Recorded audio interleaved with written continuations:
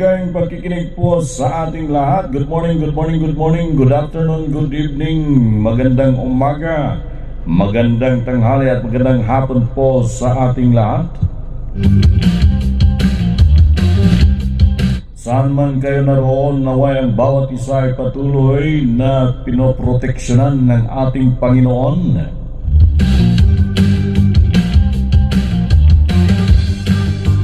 Maligayang pagkikinig sa ating mga kababayan dyan sa Pilipinas from Luzon, Visayas, and Mindanao.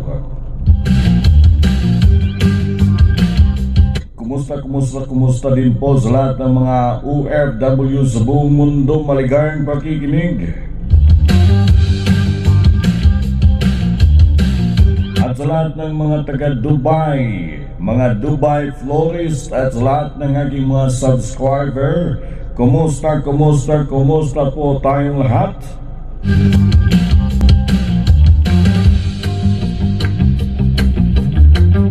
Medyo malakas po ang ulan ngayon sa Dubai mga kababayan, at ito ay hanggang Miyerkules yata ito.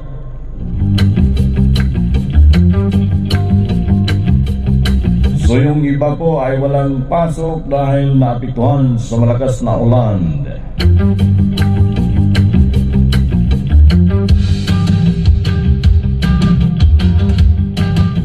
Sa lahat ng aking mga kababayan na nakasubscribe na, kumusta? At sa lahat na hindi pa nag-subscribe sa aking channel, please subscribe and click the notification bell, like and share.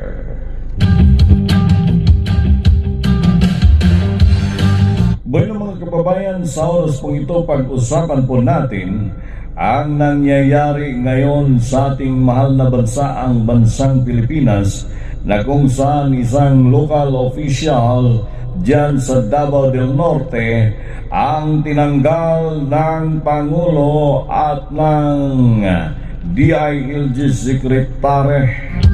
Ito ang pag-uusapan natin, bakit siya tinanggal mga kababayan, sa anong kadahilanan. Mabigat ba talaga ang kanyang paglabag sa kanyang posisyon bilang isang gobernador sa probinsya? So mga kababayan, ayon pa sa nasabing gobernador o governor na si Hubahib, siya ay pinag-iinitan ng administrasyon, siya ay ginigipit at siya ay pinapaalis sa kanyang posisyon. So nalaman natin mga kababayan na ang dahilan pala kung bakit siya ginipit, kung bakit siya tinanggal sa posisyon, dahil siya ay pumayag na magbigay ng permit sa Maisog Rally mga kababayan. So napakaliit na bagay kung ito man ang naging dahilan bakit siya tanggalin sa pwesto bilang isang gobernador diyan sa probinsya sa Davao del Norte. Ang dahilan mga kababayan, dahil pumayag siya at nagbigay siya ng permit sa hakbang Maisog Rally diyan sa Tagum City mga kababayan. Yan po ang dahilan kung bakit siya inusig, kung bakit siya inipit, at kung bakit siya tatanggalin sa pwesto ng Administrasyong Marcos. So masasabi natin mga kababayan na ang Administrasyong Marcos ay ibang klase ang pamamalakad, na kung ikaw ay local officials at hindi ka sumusunod sa kanilang gustong mangyari, tulad na lamang sa pagpangulikta ng mga signatures mga kababayan sa kanilang sinusulong na People's Initiative o PI, na kung sino mang local officials ang hindi mag-cooperate sa kanilang PI ay gigipitin o usigin at tatanggalin sa pwesto. Ito na ba mga kababayan ang tinatawag nating silent martial law? Pag di papanig sa Marcos administration, tanggalin sa pwesto, tulad na lang kay Governor Hubahib dyan sa Davao del Norte, mga kababayan. At dahil pinayagan niya na mag-rally ang Hakbang Maisog, kaya siya ay tinanggal sa pwesto, mga kababayan.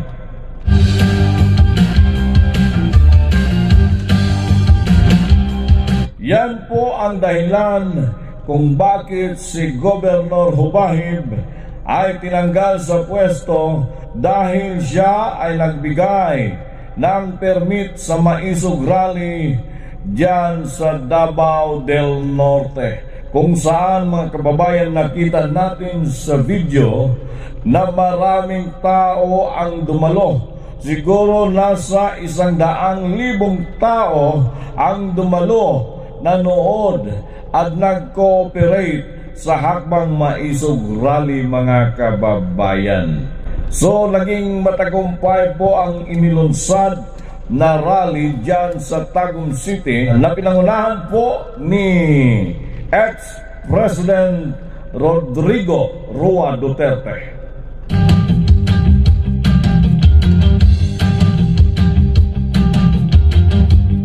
So, yung pagtanggal po kay Governor Hubahib ay hindi po dumaan sa due process. So, ang nangyari, mga kababayan, sa kanyang pagtanggal, parang merong pagka-martial law o itong tinatawag na silent martial law sa kanyang pamamalakad, na kung sino yung mga local officials na ayaw sumunod sa gusto ng Marcos admin, tatanggalin agad.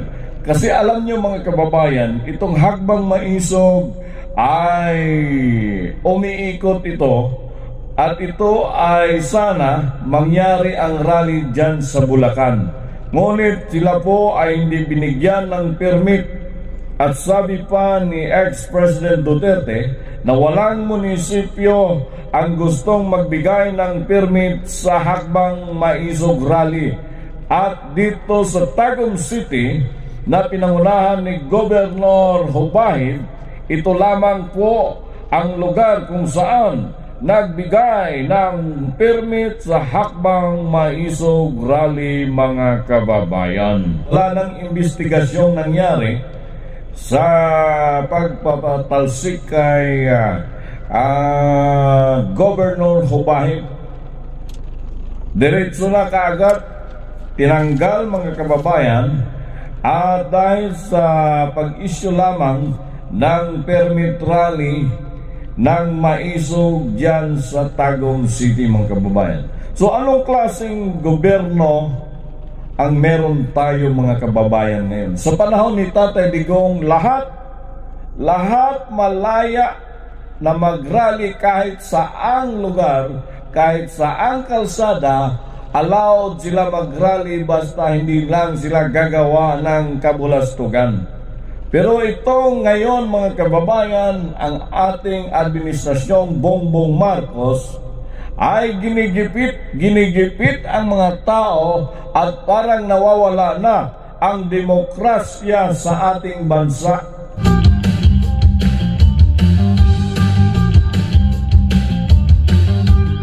So masasabi natin na yung mga local officials na ayaw sumunod sa People's Initiative ni Tambaloslos Romualdez, ito ay gigipitin, ito ay uusigin, at ito ay tatanggalin sa pwesto.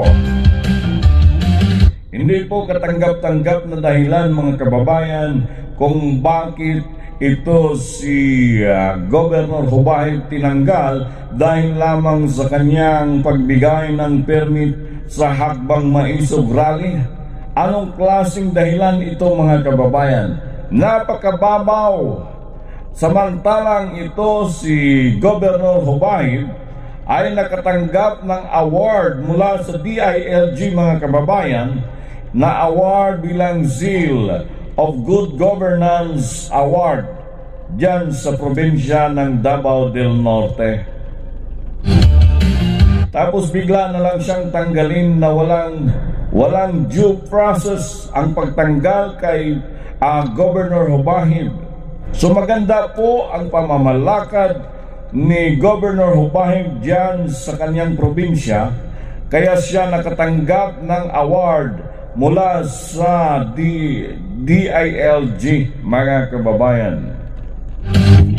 So masasabi natin na illegal ang pagtanggal kay Governor Hubahib na walang due process.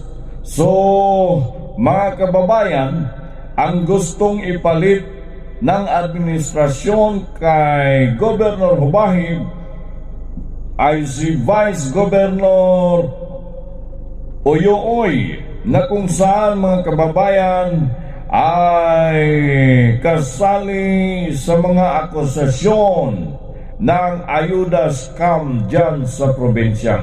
Yung tinatawag mga kababayan na ayuda scam ay nakarating ito dyan sa Senado at nagkaroon ng hearing ang mga local officials dyan sa probinsya ng Davao del Norte. Kasama dito sa inimbestigahan ang Vice Governor na si Oyoy na siyang papalit kay Governor Hubahib.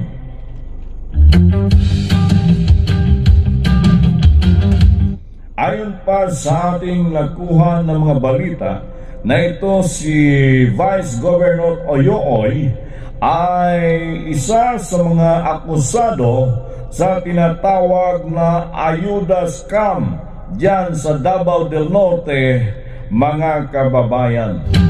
So ganito pala ang nangyari diyan sa ayuda scam, mga kababayan, na kung saan ang mga beneficiaries ay nagreklamo dahil instead na sila ay makatanggap ng 4,000, ang nakarating sa kanila, mga kababayan, ay 1,000 na lang at nawawala ang 3,000. At sa mga beneficiaries naman ng mga estudyante na instead sila ay makatanggap ng 10,000, nawawala ang 9,000 at 1,000 na lang ang kanilang natanggap.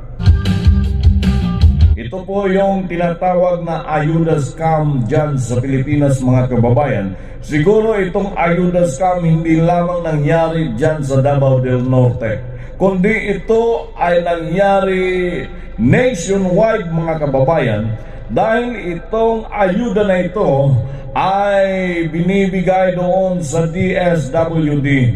At ang DSWD Regional ang siyang magdi-distribute sa mga probinsya.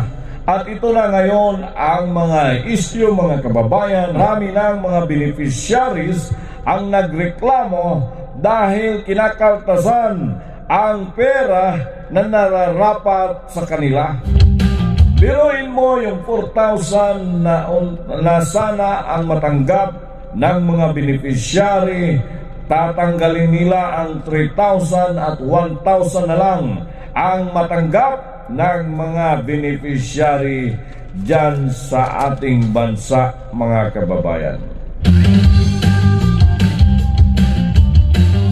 So anong klaseng kalukuhan ito ng mga politiko dyan sa ating bansa? Dahil ito ba ay masasabi natin na bunga sa pamamalakad na isang presidente na hindi maayos ang pamumuno sa ating bansa, kaya nagkalit-silit na ang nangyari dyan sa local government? So ito ang gustong ipalit ng administrasyon kay Governor Hubahib, si Vice Governor Oyoy, na kung saan involved sa tinatawag na ayuda scam diyan sa probinsya, mga kababayan. So lahat na lang ng mga kakampi ng administrasyon, sablay, mga kababayan. Merong sablay kasi ang leader ng administrasyon ay hari ng sablay. habang si Governor Hubahib, maganda ang kanyang pamamalakad dahil siya ay nakatanggap ng award mula sa DILG, Guild of Good Governance Award, mga kababayan. Ngunit dahil siya ay hindi pumapanig sa administrasyon, kaya siya ginigipit, kaya siya inuusig at tanggalin sa pwesto. At ang gustong ipalit ng administrasyon ay si Vice Governor Oyoy, na kung saan involved o may akusasyon na siya ay kasali sa ayuda scam dyan sa probinsya sa Davao del Norte. So masasabi natin, mga kababayan, na kung ano ang puno, siya ang bunga. Kasi ang ating leader, mga kababayan, sa ating administrasyong Marcos ay maraming akusasyon dahil sa kanyang asawang si Lisa Smugs, mga kababayan. Kung ang ating Pangulo ay may akusasyon sa paggamit ng pulburon, ang kanya namang asawa ay maraming akusasyon sa mga smuggler na kung saan ay kasama niya, kaibigan niya, at lalong-lalo na sa kanyang kumpari na nakaupo dyan sa PCSO, mga kababayan, na si Mr. Robles, na kung saan sabi pa ni Mrs. Marks ay sabay-sabay silang maging milyonaryo.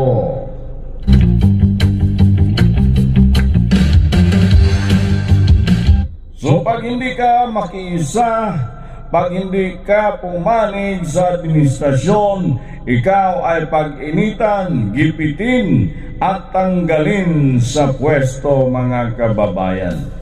Hindi na maganda ngayon ang nangyayari sa ating bansa. So hindi na maganda ang pamamalakad ng administrasyon sa ating bansa, mga kababayan, na pag ikaw ay local officials at hindi sumusunod sa kanilang mga hakbang tulad ng People's Initiative, pagpangalap ng mga perma galing sa taong bayan, ikaw ay gigipitin, ikaw ay uusigin, ikaw ay tatanggalin sa posisyon. Pero hindi po nagpatinag si Governor Hubay, mga kababayan, at patuloy ang naganap na rally dyan sa Tagum City, na kung saan dinaluhan ng libo-libong mga kababayan nating mga maisog dyan sa Mindanao. Congratulations at matagumpay po ang naganap na rally dyan sa Tagum City. Kailangan hindi na magpatuloy ang ganitong klaseng pamumuno sa ating bansa dahil marami na at naghihirap na ang taong bayan dahil napabayaan ng Administrasyong Marcos ang pangangailangan o pangunahing pangangailangan ng taong bayan. Si Marcos ngayon ay nakatuon kung paano palakasin ang puwersa dyan sa West Philippine Sea, mga kababayan, kung saan, mga kababayan, umiinit ng umiinit lalo ang bangayan dyan sa karagatan. So ang sabi pa ni Congressman Alvarez na itong lahat ay matatapos kung ang ating Armed Forces of the Philippines ay mag-withdraw sa kanilang support. So makikita natin at mahahambing natin ang Administrasyong Marcos ay napakagulo at walang magandang direksyon ang kanyang pamamalakad. Hindi tulad sa pamamalakad ni Tatay Digong na makikita natin na mayroong direksyon ang ating bansa, mayroong mga proyektong natatapos. Kasi ang focus ngayon ng administrasyon kung saan pakialaman nila ang konstitusyon para humaba ang kanilang termino dyan sa Malacanang. Kaya't sabi pa ni Tatay Digong, huwag mong pakialaman ang konstitusyon dahil matulad ka sa tatay mong si Marcos Sr. na baka kalad ka rin kayo dyan sa Malacanang ng taong bayan. So makikita natin mga kababayan na wala po sa tamang direksyon ang ating bansa. Wala po sa tamang direksyon ang pamumuno ng ating presidenteng si Marcos. Kasi sila ay nakafocus kung paano baguhin ang konstitusyon para humaba ang kanilang termino diyan sa Malacanang mga kababayan. So sana magkaisa tayong lahat, taong bayan. Huwag na nating pansinin ang mainstream media dahil wala tayong mapakinabangan mainstream media na busalan na ng administrasyon. Hindi na sila naghahayag ng katotohanan. Meron bang mainstream media na nagbalita patungkol sa Hakbang Maisog Rally na kung saan dinaluhan ng libo-libong mga kababayan dyan sa probinsya sa Tagum City? Wala kang makikitang mainstream media maliban na lang sa SMNI. Ang SMNI na siyang nagsasabi at naghahayag ng katotohanan sa mga pangyayari ngayon sa ating bansa. Dahil ang SMNI lamang ang hindi kayang busalan ng gobyerno. Kaya sila ay atat na atat na tanggalan ng prangkesa ang SMNI dahil hindi nila kayang busalan ang SMNI. Kaya tayo magkaisa mga kababayan, mga kapatid, mga kaibigan. Ang tanging paraan at pag-asa lamang ng taong bayan sa Pilipinas para magbago ang ating administrasyon na magkaroon ng direksyon at mapansin ang mga pangunahing pangangailangan ng taong bayan. Kailangan magkaisa ang bawat Pilipino upang paalisin sa posisyon ang mga politikong buaya na nagnanakaw sa kaban ng bayan sa ating bansa. Huwag na natin pahintulutan na magpatuloy ang ganitong klaseng administrasyon na kung saan nabudol po tayong lahat. Akala natin siya ang pag-asa ng ating bayan, ngunit nagkamali po tayo sa pagpili dahil nagiging pangit ang direksyon ng ating bansa. Nagiging pangit ang pamamalakad ng administrasyon na unti-unti na ginigipit at tinatanggal ang demokrasya sa bawat Pilipino. Inuusig, ginigipit ang mga taong lumalaban sa gobyerno. Mga kababayan, huwag nating pahintulutan na magpatuloy ang ganitong klaseng administrasyon sa ating bansa. Magiging kawawa ang taong bayan, lalong-lalo na yung nasa kahirapan, na umaasa lamang sa tulong ng gobyerno. Mga kababayan, huwag po kayong magpagamit diyan sa mga ayuda na yan dahil di yan pang matagalan. Ang kailangan natin, bababa ang mga bilihin, magkaroon ng magandang trabaho ang bawat isa, magkaroon ng mataas na sahod ang mga Pilipino. So sana'y ang bawat isa ay makiisa sa laban sa Hakbang Maisog upang matigil na ang ganitong klaseng pamumuno sa ating bansa. Maraming salamat mga kababayan sa inyong pakikinig dito sa aking channel. Naway patuloy tayong manalangin na ang ating bansa ay magkaroon ng kapayapaan, kaunlaran at katahimikan laban sa mga pagsamantalang gobyerno, laban sa mga mapagsamantalang mga politiko. At ito ay magiging lesson sa bawat isa na sa darating na halalan ay huwag na nating ibuto ang ganitong klaseng mga politiko sa ating bansa na walang totoong pag-ibig sa taong bayan, na walang totoong pag-ibig sa ating bayan. So maraming salamat po mga kababayan. Hindi ko na pahabain pa ang ating pagsasama sa oras na ito. Naway ang bawat isa patuloy na manalangin na magkaroon na ng pagbabago sa administrasyon at magkaroon na ng pagbabago sa ating bansa. So maraming salamat mga kababayan sa inyong pakikinig at panunood dito sa aking channel. Naway ang bawat isa patuloy nagabayan at pagpalain ng ating Panginoon. Ito po si Bimbo Batikan Sumipo dito sa ating paboritong channel, Istoryahe Kubay. Maraming salamat po.